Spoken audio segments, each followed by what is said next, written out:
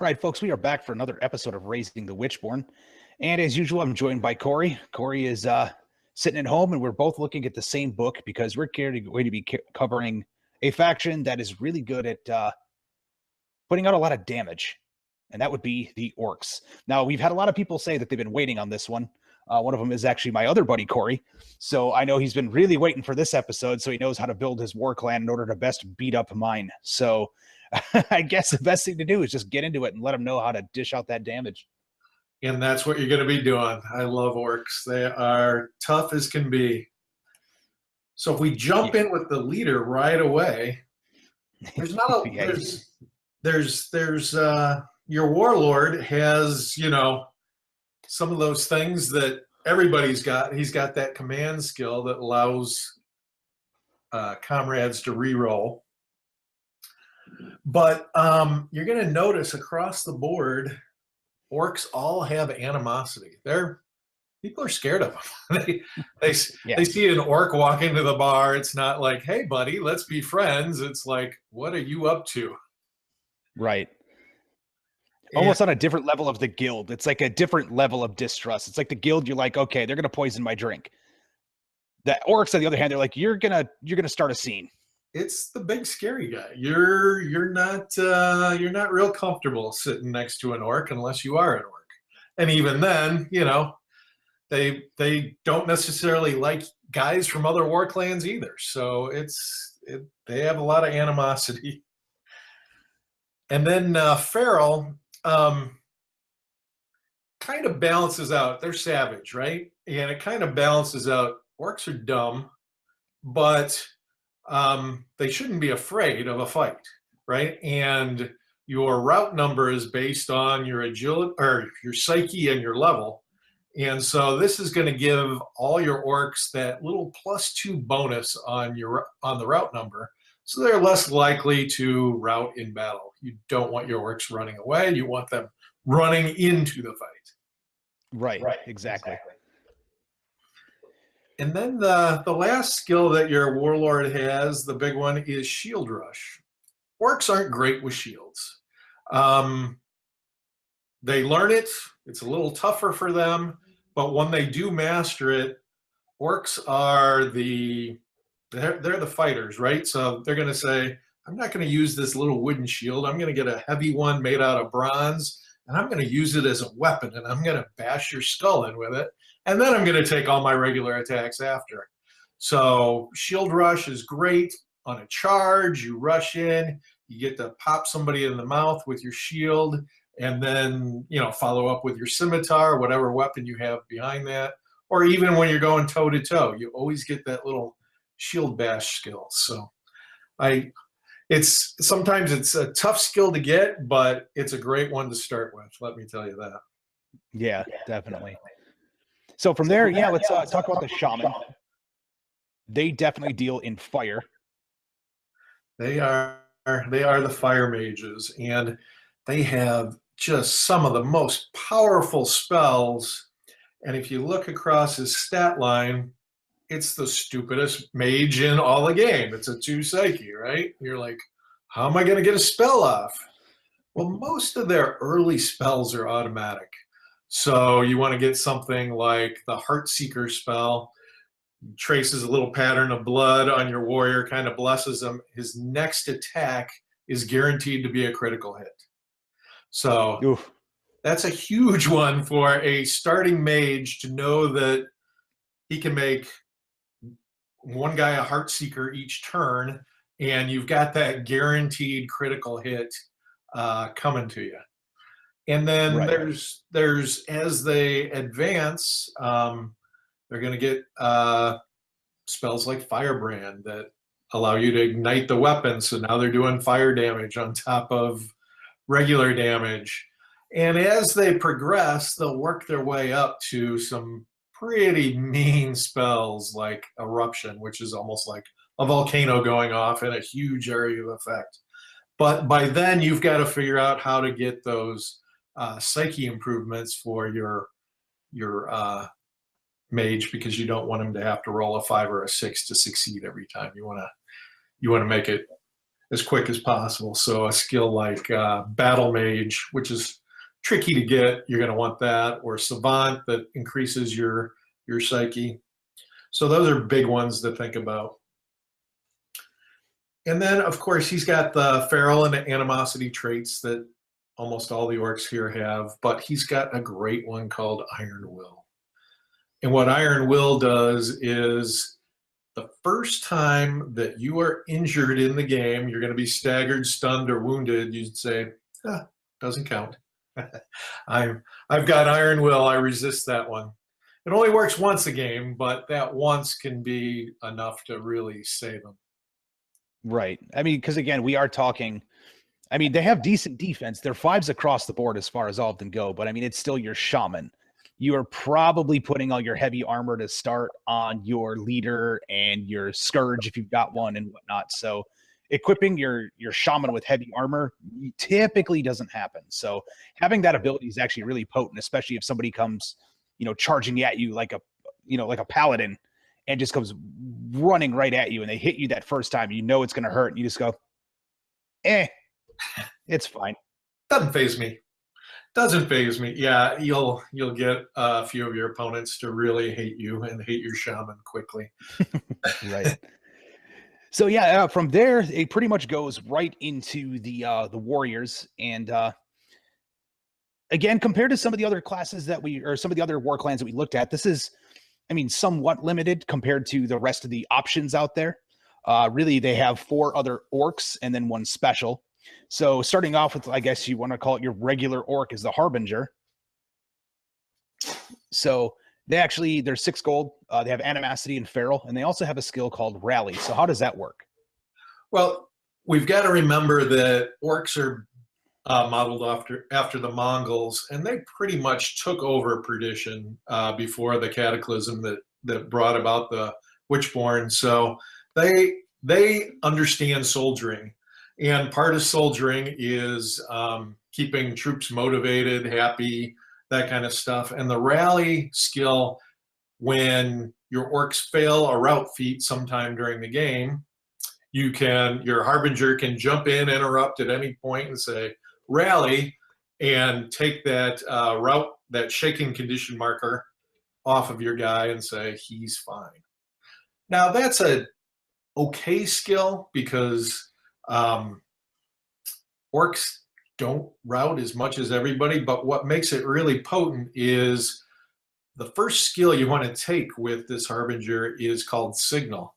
And what that does is normally rally extends to about 8 paces, so roughly 8 inches away. Signal allows you to rally anybody on the battle map that can draw a line of sight to your guy. So he can be the opposite corner of the board with the Signal skill. And then Signal does 2 other things. Is it extends the range of your warlord's command. So he wants a guy on the other side of the board to reroll.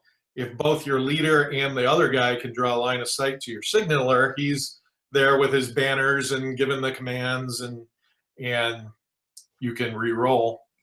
And then he can also signal an attack, and that is, your friend Corey is going to love this one.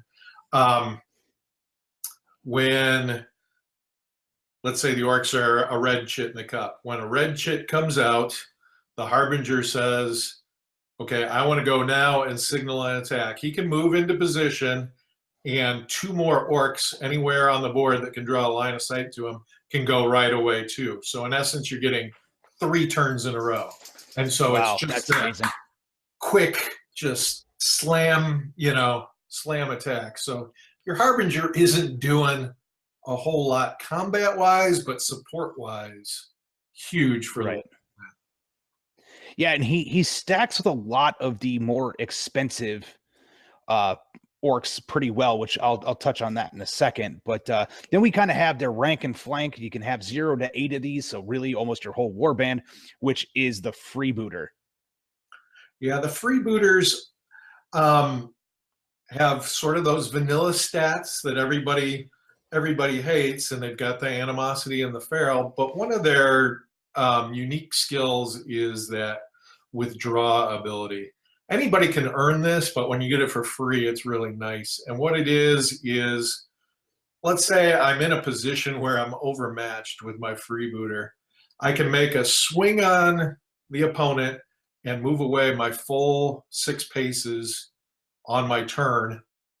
And so I can, the way I see people use it really effectively is, okay, I'm in a bad situation here. I'll take that 1 attack, and then I'm going to go over and lend an assist to somebody who needs it. So these guys kind of tend to move around a lot in combat. Right. Because again, folks, if we didn't cover it before, assists are a passive action. Another model just has to be there to do it. Right, right.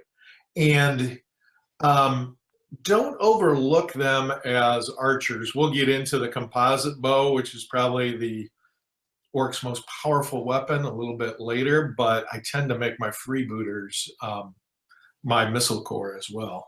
So they've got that really nice balance. Right.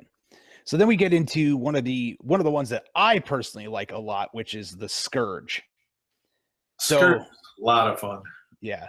So folks, one of the cool things with the Scourge is the fact that he's a brawler. So we talked before that unless you have natural attacks, that typically going unarmed into any combat in the WitchBorn is a terrible idea. The Scourges take that rule and say, no, not so much. I'm going to go beat the crap out of things with my bare hands. Yeah. So they've got that brawler skill, which normally a fist is, without getting real complicated here, allows 1 attack per turn.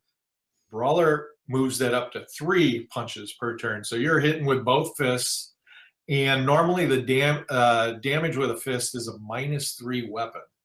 And Brawler makes it only a -1. So right. You're getting 3 attacks and decent damage. Right. So folks, a good way to look at this, if you're kind of wondering what we're talking about, we talked about the fact that like always spending that 2 gold pieces on a dagger is not necessarily a bad idea, because daggers are typically a -2 to damage. And you get 3 attacks. So it's one of the quickest weapons in the game. Just by taking a Scourge with Brawler, you are doing more damage than a dagger and attacking just as much. Yeah, that's a good point. And there's a lot of ways to improve your Brawler's damage. You can get that -1 into a very positive number pretty quickly. You can buy him gauntlets. So now he's hitting with metal fists, basically, and that'll get you up to a 0. As you start to earn skills, you can take a skill called Clobber. It's a really easy skill for you to get. It adds +1 to your damage and +1 to your injury roll. Which is disgusting. Yeah. So suddenly you're doing 0 on the, +0 on the damage if you take that one, kind of stacking it in there. So it's a 3 damage fist, but adding a +1 to an injury roll is always significant. Yeah. So Brawler works out great for them. And then on the backside of that, you're making these 3 attacks per turn, and you start with this great skill called Disarm. Anytime I roll a critical hit on an opponent, they're disarmed. They get that disarm condition marker, and it's basically like losing a turn for them because they have to spend the next turn recovering their weapon. Right. So I get 3 shots at disarming the guy and hurting the guy. And if I succeed on any one of those 3 shots, he's basically missing his next turn as well. So it's so powerful that you get a Scourge that gets a couple good skills or maybe a strength increase. People start to get nervous when they see the Scourge coming.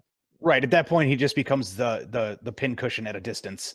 Yeah. Because exactly. You're like, you don't want to deal with them otherwise.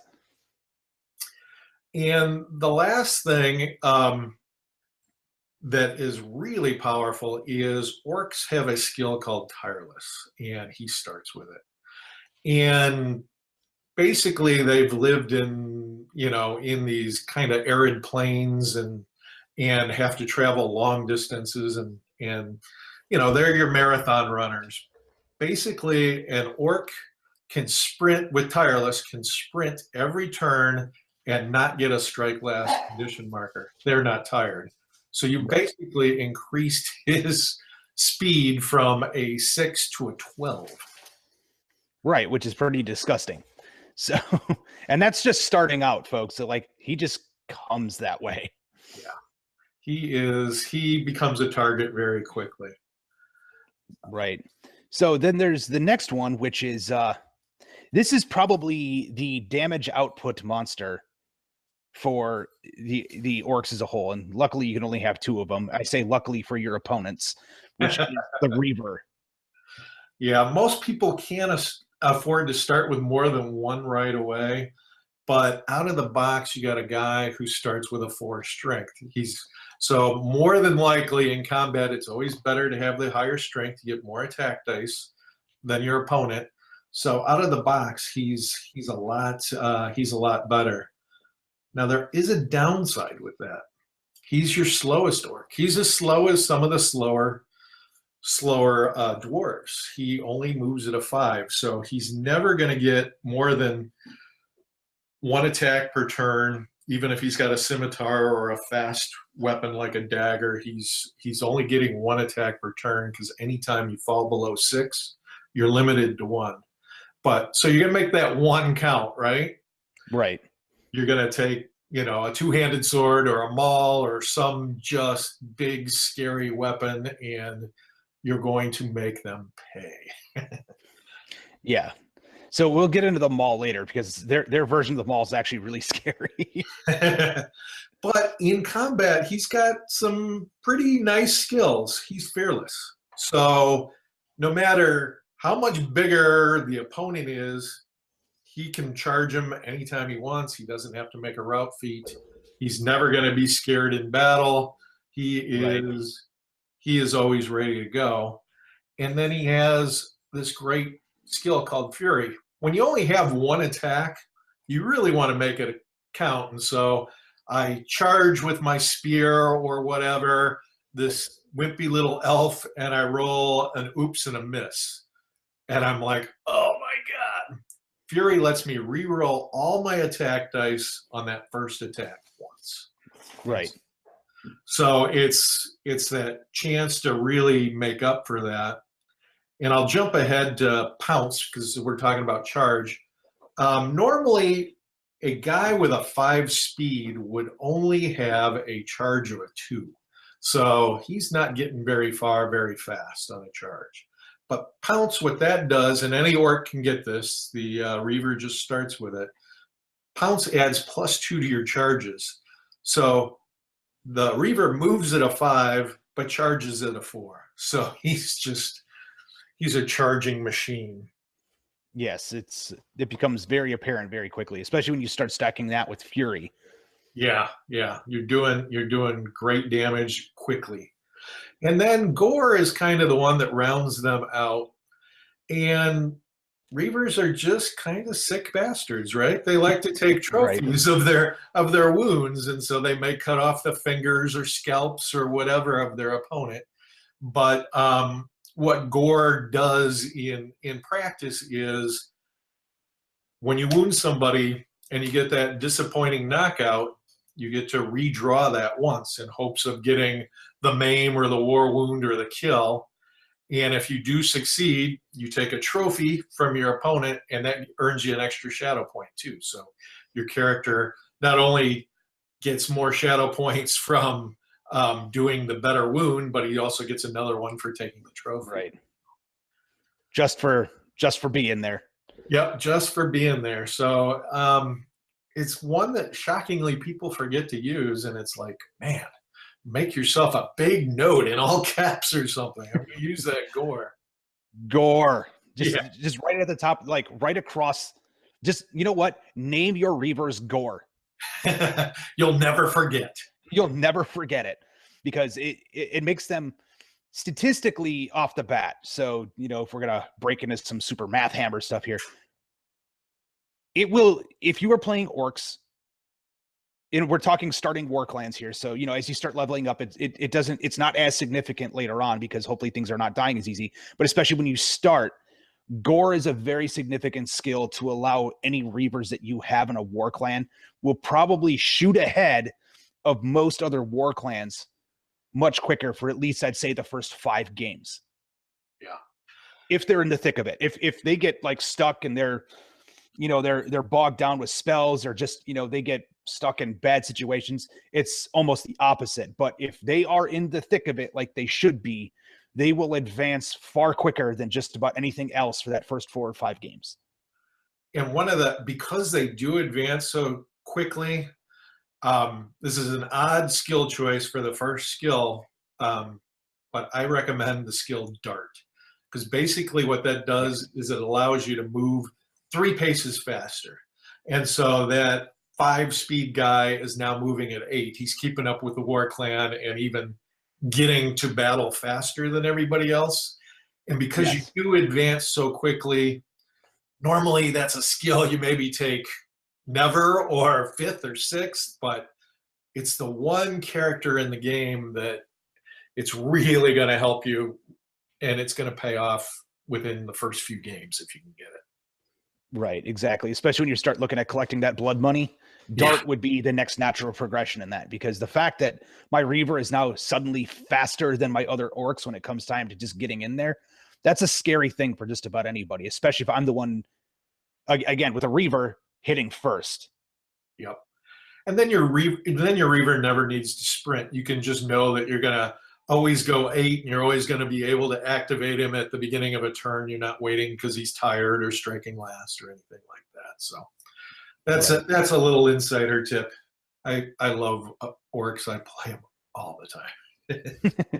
And then there is, of course, the big bad, the big nasty, the one that everybody almost always wants to fit in there on the first shot, but almost never happens, is the Ogre. Yeah, mortgage your house to get an Ogre. It's worth it. They start off with a 5 strength, so you can imagine if a 4 strength was good, 5 strength even better. You're going to be probably the strongest guy on board in most games. Right. Their agility isn't horrible. They're dumb, but their speed is good because they've got those long legs, right? They're 6 speed. And they move as fast as your average orc. So even with that big girth, they're getting around. But they've got some skills, and that's what really differentiates them. The first two are bad, but they're balanced out by Rancor. And bigging just means that you're going to mount that Ogre on a bigger 40 millimeter or larger base. And in the base game, Enter Perdition, you're not going to see any disadvantage with the bigger base.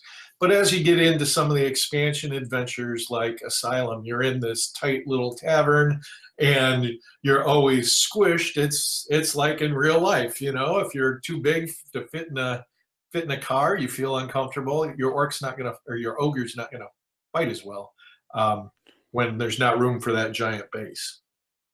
Yeah, I've run into that with a few other things about, some play-tested war bands that we're not talking about just yet. But let's just say that biggin can become a pain in the ass later on. So Rancor, of course, is like the nastier version of animosity. So not only do people despise you, they despise you and fear you and want to see you dead, kind of all wrapped up into one. This kind of falls into that. I don't care what it is, just kill it. Yep, and opponents get double the shadow points for wounding you, so you become a little bit of a target. But if I'm going to be targeted, at least target my biggest, toughest guy. He can take care of it. Exactly. And then they have a skill called Fearsome, and that basically means that the Ogre is so scary looking that to attack him, the opponent has to make a sort of a route feat. On a 6-sided dice, they have to beat their route number. They do get to add +3. Fearsome's not as bad as a fear-causing creature or a terror-causing creature. But usually a 1 in 6 chance they're going to be intimidated and not even be able to attack you, lose their turn. So that's kind of nice. And then Stout is that same skill that the dwarves all have. And what that does is anytime that you're stunned on the first hit in combat, that goes down to staggered. So you really watch out for those opponents who get the 2 attacks because they love to stun you on the first and finish you on the second. Right. This will kind of temper that and lower that down to a staggered, so that second attack they're more likely just to have you stunned than anything if they're fighting well. And then survival's kind of a one that people kind of laugh about, but that's the one that all the Norn have that we were talking about last week. And your ogre can survive outside. He can swim. He can build fires. He can take pelts from animals, and it's a really handy skill. Just don't forget that you have Yeah, very much so. it. Again, folks, it's always those passive skills. The ones that don't look like they're important are important. Yeah. And another tip on ogres, everybody passes that by, but there's a skill out there that's really easy for your ogre to get called conceal. And just because he's big doesn't mean that he can't cover his buddy with mud and hide in the brush and that kind of stuff. And that's going to make him harder for missile attackers to shoot, because with that 2 agility, he's a prime target. And being that he's a 5 strength, everybody's going to want to stop him before he gets close. And so think about taking that conceal skill as the very first one. Yes, because one thing I was going to say, folks, is 2 wardens with bows will drop your ogre. Yes. Yes. Yes, concealment is a big thing. Especially if you're facing elves, and I use elves pretty much exclusively here because, I mean, again, they have such good access to bows, and especially with that first mission of Enter Perdition and everything else, the map is fairly wide open. Get your ogre into cover as fast as possible. Set him up to be ready to smash things. Don't just blindly go running across the map, especially against elves, because they will kill you. And one thing that you can do too on that first map is, because you can swim, get in the water. You can't attack from the water. You can't do anything when you're in the water. But if you're just moving across the board, finish your move in the water. Finish the move swimming, because that gives you cover. You're presenting a smaller target, and they're coming for you. Yes, very much so. So that covers the general orc stats. So let's talk about some of their most significant skills. So we covered a couple. So gore was a big one.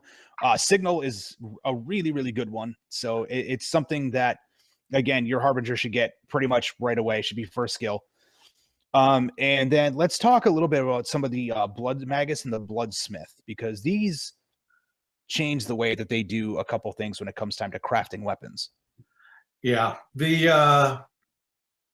I don't know if I've never done it, but big game hunters, like in Africa and stuff, when you make your first kill, they do a little ceremony and they blood you.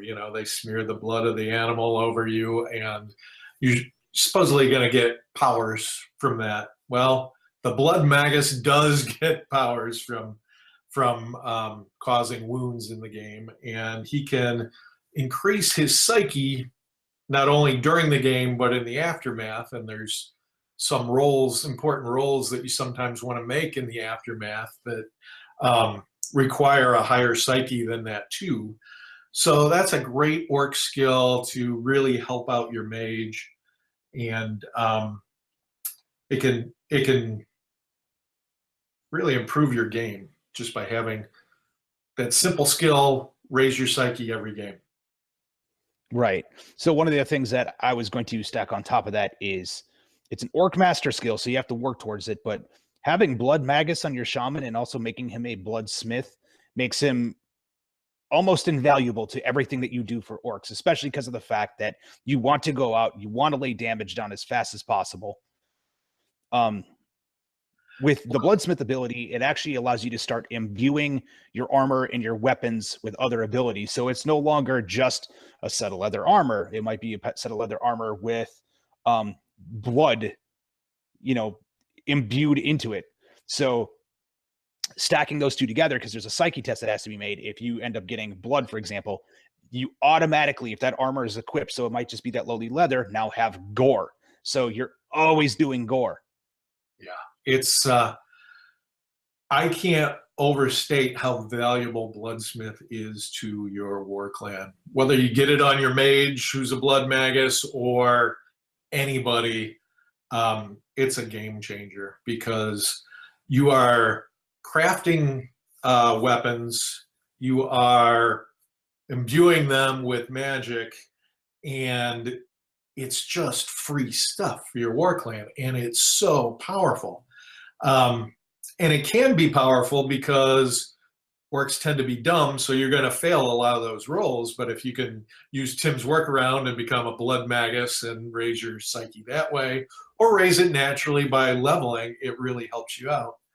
And the one that gets overlooked so much on the Bloodsmith is you can add spikes to armor for literally for free. You don't even have to make a roll. And spikes is, just projections and nasty things that people might get hung up on in melee combat and get caught on, and it adds +1 to your defense. So to add, after every game, to add +1 defense to each one of your warriors is huge. Right. Especially when you're thinking about +1 defense, that typically means leveling up and either improving the stat or getting a new skill or buying something new. And they're just like, yeah, +1 defense. Yep. So it gets pretty crazy. And then, so those were my two big ones, because every time I've looked at playing orcs, I'm always like, how do I make these two stack to the best ability? Because again, Bloodsmith works off of psyche. So for me, my best stack is you get Blood Magus and your Orc Shaman and then make him the Bloodsmith. Yep. So that way because the way that Bloodsmith also works is based upon what you roll with your psyche. You have like a certain amount of gold pieces, quote unquote, that you spend on different abilities for your armor and weapons. So obviously the higher you roll, the nastier your stuff can get. So for example, even the blood armor, we'll go back to that just for a second as an example. If you manage to get 10 gold pieces worth of, rolling on psyche, then you could just start making all your warriors tireless. You're just like, yeah, that armor's tireless now. Yeah. And then people should be really, really scared. Yeah. You've got a team of tireless orcs that are sprinting around. You're in trouble. You're really in trouble. Right. Well, the other thing to touch on too is like at that point, having a bunch of tireless orcs running around. Yes, it sounds scary for the damage aspect, but just for like the overall scenarios themselves, suddenly you got a bunch of tireless orcs running around, just grabbing all the discoveries everywhere on the map. And then they're just like, if they wanted to, they'd just be like, yep, and we're out. And they just run off with whatever the objective is for the game. Tough to do. Great plan, though. Yes. I mean, again, we're talking multiple stacks every time that you're going to do this. So don't think this is something you could do by like the third game in. At this point, we're talking 15, 20 games in. And if your Orc Shaman is, again, doing these stacks, it's a potential that you could work towards. Yeah. Even if you only have 3 people doing it. Yeah. And don't forget that your Bloodsmith can have assistance too. It improves the rolls and everything else as well. So yes, I've seen some orc factories where there's a Bloodsmith and 2 assistants, and the stuff they're outputting every game is just frightening. Yeah, it can get pretty dirty pretty quick. Especially when you look at the fact that so now that we're going to start talking a little bit about equipment,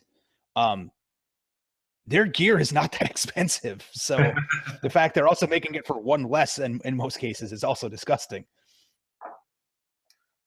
Yeah. So were there any other skills? Because those were like my 2 big ones. I know we covered Signal, which is really good, and we covered Gore, which is... I'll do a couple quick ones. We won't jump into all of them, but just quickly. Clout, your leader with Shield Rush, you want Clout. Basically, that changes the injury table. Normally 1 through 3 is staggered and 4 or 5 is stunned. Now 1 through 5 is stunned. And so you're hitting somebody with a shield, you stun them, you finish them off with your scimitar on your second attack. That's one not to pass up. If you like multiple attacks, you can buy war dogs, and you can have a houndskeeper train your war dogs how to fight better. And so that one, you know, it takes a little planning, and it's about potential, but there are literally 9 skills you can train each of your war dogs. And so they can go from being, not so bad, sick 'em boy, to, oh my God, that dog is, you know, as tough as an orc. So that's, I mean, they're never opening doors. So and then when we were talking about those freebooters with their withdraw ability, don't overlook the overwhelm skill, because basically what that does is, without getting really complicated here, normally when I'm in melee and I've got a freebooter with a 3 strength and I give him an assist, that makes him a 4 strength for figuring who's stronger. As you get tougher and tougher, you're going to find more opponents that have 4 and 5 strength. Sometimes that one little assist isn't going to help you. So a freebooter with overwhelm can make his attack, withdraw, and go and assist. And what overwhelm does is it guarantees, as long as that guy's assisting, it guarantees that the other guy is stronger. So it's a real nice way to help out your war clan. It takes some people a little while to wrap their mind around it, but basically your freebooters should be bouncing around the board with their overwhelm skill and their withdraw and their overwhelm skill, and just assisting those reavers and ogres and the less strong guys like your warlord, and just making it hell for whoever you're facing. yes, very much so. Because again, like the withdraw stacked with overwhelm, and the fact that they can just run around, do one attack, just run over here, it really allows you to keep your orcs fairly spaced out and allow them to be very effective across the board, compared to, you know, where you start looking at some of the other forces like the dwarves. And again, nothing against the dwarves, but you really want the dwarves, in order to work, to be like a brick. Yeah. You know, they want to be close together. Build wall and that kind of stuff. You want them all next to each other. The orcs, you're right, can spread out a lot more. Yeah. So, and just based upon their average speeds, you could easily, you know, if you want to keep the center, using heavy quotes here for those that are just listening to the podcast version, if you want to keep the center, kind of the focal point, you could easily have a good 12 to 14 inch control radius around whoever that center model is. So, you know, if it's your Harbinger, really cool, because of the fact that they're just bouncing back and forth off of what the Harbinger's doing in order to get to where they got to go. Yeah. So, you know, especially if you have a scenario where there's a lot of your discovery markers kind of locked down in the middle, and you really want to, you know, take advantage of that, having overwhelm on, and, you know, just being able to move around like that with withdraw is disgusting. Oh, and one last thing on skills, not orc specific, but they're all proficient in strength. And what that means is skills like that are hard for other war clans to get, like say Deadly Aim, which is a reroll of either the damage roll or the injury outcome. That's really easy for an orc to get. And even a skill like Champion that permanently increases your strength +1 is not that tough for an orc to get. For other war clans, it might be impossible to get for most models. So you definitely have a huge advantage in melee with orcs. Yes. Excellent. So that covers a lot of the skills. So let's go on to the weapons. Now, I know that when we talked about some of the other war clans, a lot of their weapons do a lot of really cool extra stuff. Not so much here. Yeah, they're the powerhouses. They don't really need magic weapons to, you know, push them over. Now, a bloodsmith can make magical weapons to give you that even bigger bonus, but you've already got the bigger strengths than most any war clan. So this is just, you know, it's really more about how many attacks per turn can I get with orcs. we talked about the Scourge and how powerful that was to get 3 attacks per turn, and you can add the gauntlets to them.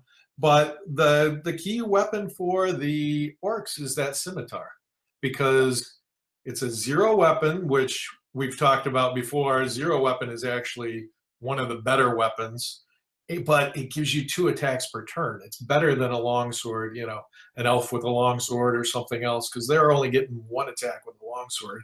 You're getting 2 attacks per turn, and so you're really maximizing that melee value of whatever warrior you give it to. Right, which is really, really important. So yeah, again, scimitar, like if you stack it up against like the Northern Greatsword, doesn't seem that awesome, but again, you can't, it's nothing to sneeze at, especially when you start giving it to Reavers. So, yeah, it's all a matter of balance. I know you wanted to talk about that Maul a little bit too. yes. So the Maul, you have to have a 4 strength or higher. So there's only 2 people right off the bat that are going to be able to use this thing, and that is the Ogre and that is the Reaver. You only get 1 attack per turn. And you can't charge on attacks, and you can't carry a shield. So you just have to kind of march up in there in order to get the attacks. Damage modifier in this thing, though, +2. So that's the biggest you're going to find on any non-magic weapon. I mean, it is just a clobbering machine. So right. And the other great thing behind that too is a Maul is only for gold. Yeah. Let that sink in, folks. A Maul is only for gold. It is cheap, and nobody's stealing it from you unless their 4 strength or stronger either. So right. It's a weapon that's going to hang around on your war clan. So you got that going for you. And I think, and again, oh, go ahead. I was just going to say, I think, you know, for a Reaver who we already talked about is only getting 1 attack per turn, it's hard to beat it, you know? Yeah, pretty much right off the bat, just assume that a Reaver is going to cost you 19 gold. Yeah. So that's the Reaver and the Maul, and you're done. You're very happy. Yeah. So, yeah, past that, again, we're covering a lot of weapons that we've covered before. Morning Stars, 2-handed swords. So they do have a 2-handed sword. It's just charges are limited to 1 pace. They are slightly better than the Scimitar. We covered that before. And the War Club. I still prefer them all. Yeah, in the War Club.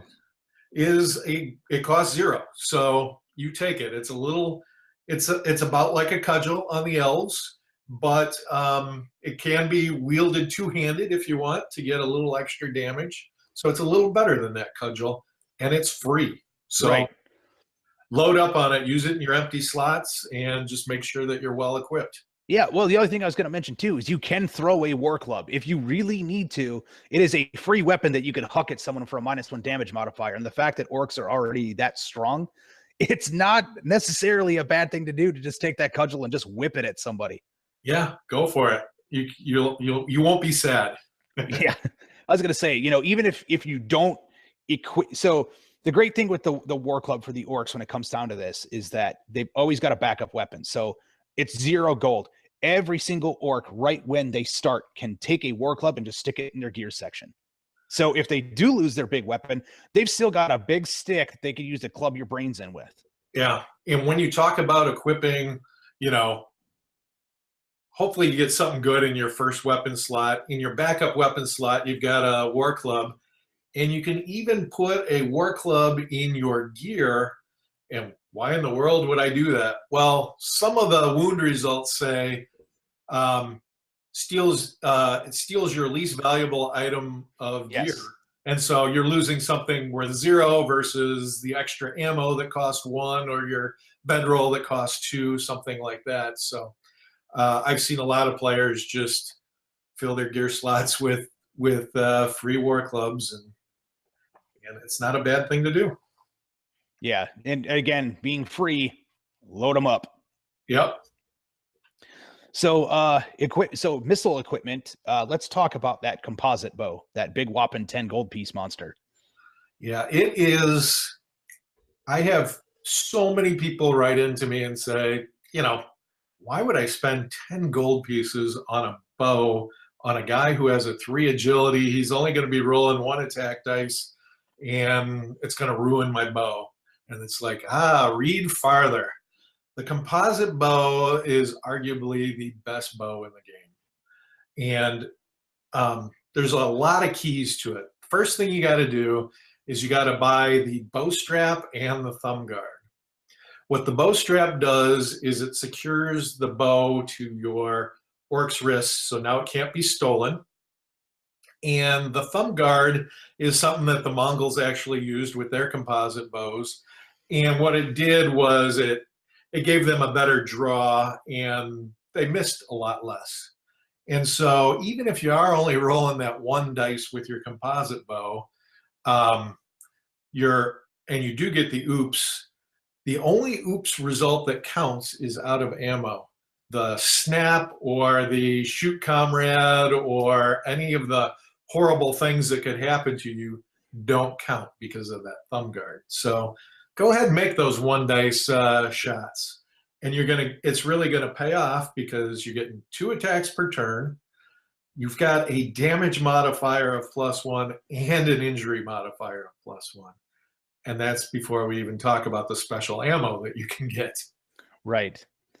So, and then past that, we've got a lot of the other ones that we've already seen. Your dagger, your sling, your spear, and again, chucking a war club. Not a bad option.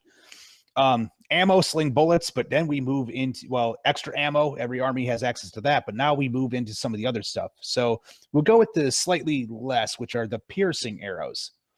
So these have a maximum range of short. So even if they're fired from a longbow, you're limited, but it is a +1 damage modifier and +1 injury. So now even firing out of your composite longbow, it's +2/+2.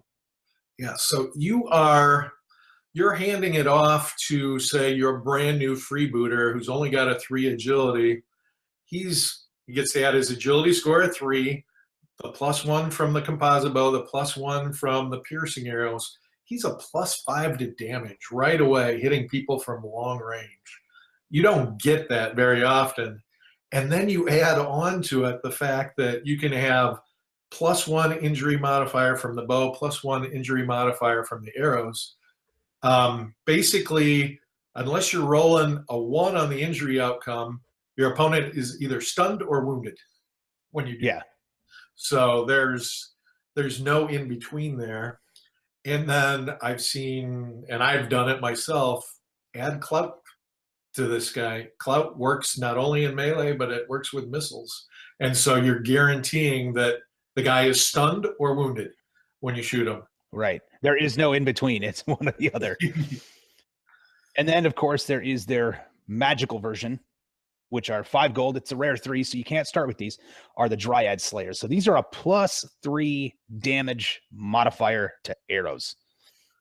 Yeah. Gross. Yeah, they're flaming arrows, and they are doing a ton of damage. So your brand new guy, let's say after his first game, somehow you saved up the 5 gold to buy the Dryad Slayers. He is now a +6 to damage with his burning arrows.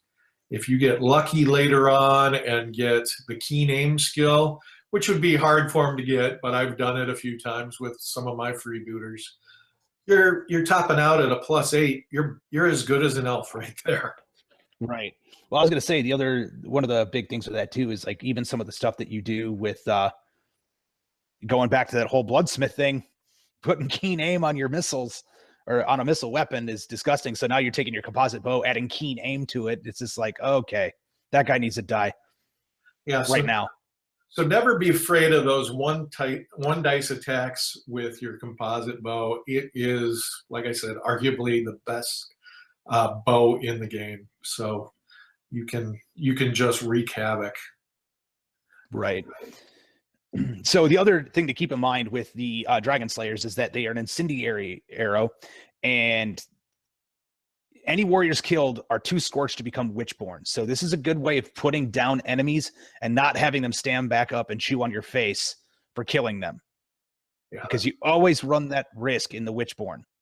That's a real good point, Tim. And people always ask me, like, I just had a question last night, like, so why do I want fire? And it's like, because there's that time period from when the guy goes down until the end of that strike last phase when you can, if you can get fire on him somehow and stop him from being Witchborn, you don't want to face that. You don't need that headache. No, right, because they get up bigger, stronger, and meaner than they were before, and a lot more resilient. So, you know, you already put all the effort into dropping, you know, that ogre per se. The last thing you want to do is now have a Witchborn ogre stand back up with all of his previous skills. Oh, and by the way, he's stronger. Yeah, yeah. So really good advice. Really good point. And then, so armors, you know, we're looking at some breastplates, some brigandine. Ogres have a bigger brigandine, so they got to spend 3 more gold because, well, again, they're big. Scale armor, ogre scale armor, same thing we're talking about here. The beast helm, however, is a good one to mention. Yeah, and not a lot of war clans have access to helmets, so it's very expensive. It adds a +1 defense bonus, though, which is huge.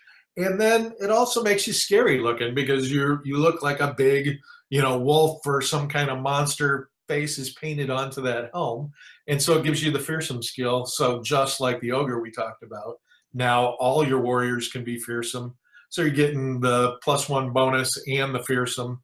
So do it. If you can afford it, do it. Yeah. And then, of course, there was a heavy shield, which we talked about. It requires shield or a shield rush to carry as armor. So if you don't have those skills, don't bother with the heavy shield right off the bat. Like that +1 defense bonus looks amazing, especially talking about a shield. If you don't have shield or shield rush, don't bother because you can't use it. And then, of course, spike for when you do use that shield rush. And then add spikes to your armor. It's the cheapest +1 defense that you're ever going to get. It's 4 gold, and if you don't have a bloodsmith to add them yourself. I've played many orc war clans where they're just wearing the light brigandine, and they've got the spikes, and they're topping out at a 9 defense. That ain't bad for a very low expenditure. Yeah, exactly. And then, of course, they got a couple different pieces of gear. You know, we haven't touched too much on too many pieces of gear because we want to leave something to the imagination for everybody to play the game. They have access to war dogs. We talked about that a little bit. The fact that war dogs have locked on. So this is very similar to the skill that we were talking about with the guild, with the Garrot, where they can go up there and just lock onto somebody, and every round they're guaranteed to tick them down another notch. So war dogs make great companions later on because they're 9 gold. You're pretty much not going to get one off the bat to stack with all the freebooters jumping around. A war dog locks somebody down, freebooter goes and assists, takes care of it. And if that doesn't do it, then the ogre comes in or the reaver comes in, and then that is going to go down. That's game over. So war dogs, when you get them later on, great addition, 9 gold. Can't go wrong with it. Different things in there. They do have horses they can get, and they also have one that's called a stone horse. So this is probably their special mount. Yeah, and it's what makes it great is if you want mounted orcs, now you've got basically that tireless mount. So yes, you are so happy when you've got that, because it's getting you around the board a lot faster. Yes, which is always a great thing to have. Now, one thing equipment-wise that I do want to touch on a little bit here at the end, I don't want to go too heavy into it, but orcs have access to one extra special piece of equipment. So everybody else can get carriages and things like that to carry stuff around in carts. Orcs take it one step farther. They can start getting siege weapons. Yeah. And that is your big catapult or heavy catapult. And you are firing boulders, and the range on that is XL. You know what XL is, Tim? Yes, it's pretty much wherever you want to point it. Yeah, so that's anywhere you have a line of sight on the battle map, you can hit. There is no one safe. Right. But there's one other thing to touch on, and when it comes time to the siege weapons, for 0 gold, it's not really talked about too much in the ogre section, but it's limited to ogres. You can't apply anything to it. They just rip a giant chunk of earth out of the ground and they huck it long range. Which is not a bad move if your ogre Not is at all. not close. And what is nice about the boulders and the catapults is they don't just hit one opponent. They have a target radius of 1. So you pick one opponent as the center, and if a bunch of guys, a bunch of little dwarves are clustered around, everybody within 1 pace of that also is hit. So Right. I've had an ogre hit 5 dwarves at once. And Right. that is a delight. Right. So a lot of people think ogres only have an agility of 2. Why would I ever want to use a range attack with an ogre? Well, when that rock that he's throwing for free is a +1, or I'm sorry, a +4 damage modifier, suddenly it doesn't sound that bad. You know, Yeah. a 6 attack for free at long range. Yeah, I'm going to do that all day long. If I can't get to you, I'm going to chuck a rock at you. Yeah, it's a really handy thing. Just remember that a siege missile is always a maximum of 1 attack dice. So Correct.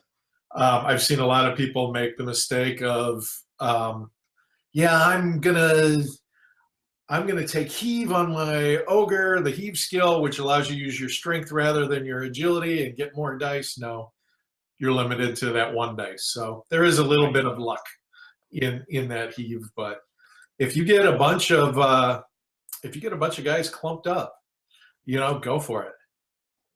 Yeah, of course, especially in some of the later adventures. It may not happen. So if you do manage to get an ogre in the first few adventures, it may not happen right away. But later on, there's a lot of adventures where people have to clump up. The Asylum being a very good version of that, because he just rips a rock out of wherever there is, and that's in a confined space with a target-rich environment. So, and one little tip for ogres is I love to start with an ogre if I at all can, and consider not starting with a shaman, since a shaman is the cheapest war mage that you can get, and save up for your shaman so that you can afford your ogre right out of the box. I've even started teams where I'll get incentives before the game, and I'll get enough gold to buy a shaman second or third game, and then I'm off to the races again. right, which is important because there's so much of a damage output for the orcs. It's pretty disgusting when you think about it. From especially we're talking basics here. Starting war clans, nobody does it better than the orcs when it comes time to just like dishing it out. Yeah, they are a lot of fun. Yes. So that we covered pretty much everything there is about orcs that you need to know. Again, big weapons, simple weapons, hit them hard, make them go away. And folks, that's pretty much going to cover it for this episode of Raising the WitchBorn. We will see you next time with one of the final of the basics, which are the Paladins.